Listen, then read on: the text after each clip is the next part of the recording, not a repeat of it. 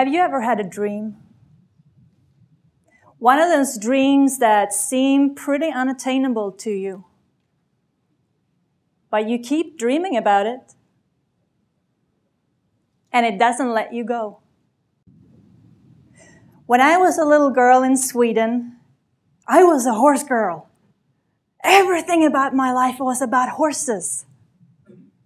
And my dream was riding the world championship, competing there with the best of the best.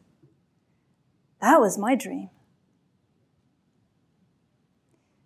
But when I was 14 years old, I lost all contact with horses. I lost contact with them for over 20 years. 20 years almost passed without me hardly touching a horse, but the horses were still here in my heart. So when I moved to Texas, what do you think the first thing that I did was? I went out and found myself horses again. I reconnected with my childhood passion, and I found a woman north of town who happened to be an endurance rider. Do you all know what endurance riding is? Well, you know because Cody told you. But when I came to this place, I had no clue. And when she told me she was riding 100-mile races for fun, my jaw dropped. This woman must be crazy. Who does that? For fun? Really? My competitive self kind of took over a little bit, though.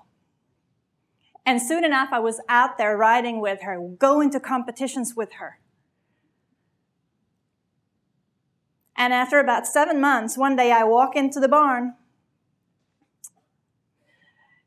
And there she is, brushing a horse.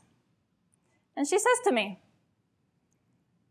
"Cecilia, I think you're coming along pretty well here with your riding. What about upping the game?"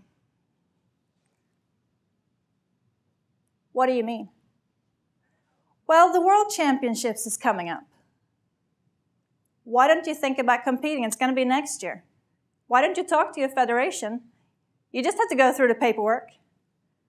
Then we do the qualifications, and then you're off. Then you're going." What? Me? Riding the World Championships? No, that was a bit too big. But what happened was, that rekindled my dream of riding for my country. And I saw it there. I had the opportunity. What do you think I did? I took my dream, I stuffed it in a box, I sat on that box, because this was really, really scary. It was scary. So I made up excuses. No, I had a business I needed to run. I had a husband. I had a family. I had a life. I couldn't do these things. It was tightly secured down there in my box, and I didn't have the courage to act.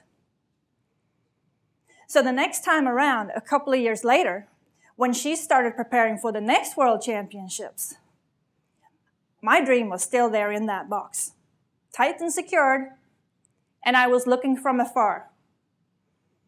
But something happened that changed all this. One day I'm on Skype, and my father calls. "Hi, Dad. How are you? Are you really excited now? You and Christina are going to go to India? You've been preparing for this for so long, and you've been looking forward to it. Now you're retired, and you can go." Hospital? What do you mean? Cancer? No.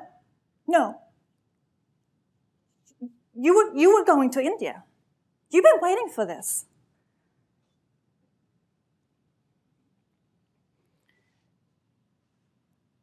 We hung up. 4 months later, My beloved stepmother passed away in cancer. But that phone call changed my life, and her subsequent passing gave me a gift. Because I realized that if you're going to live your dream, you better do it now, and you better act now. You must take the opportunity. You cannot let that slip away. 19 months later, I am passing and crossing the finish line of the World Championships in the Swedish colors, and I had been in competition for 15 hours. Whoa! Can you imagine the feeling? Can you imagine how that felt? Going through all that and now finally living the dream.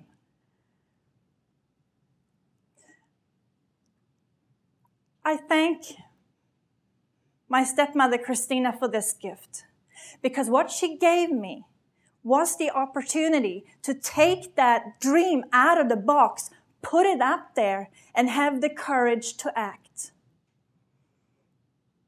And I would like to invite you, and actually I don't even want to invite you, I have a question for you all.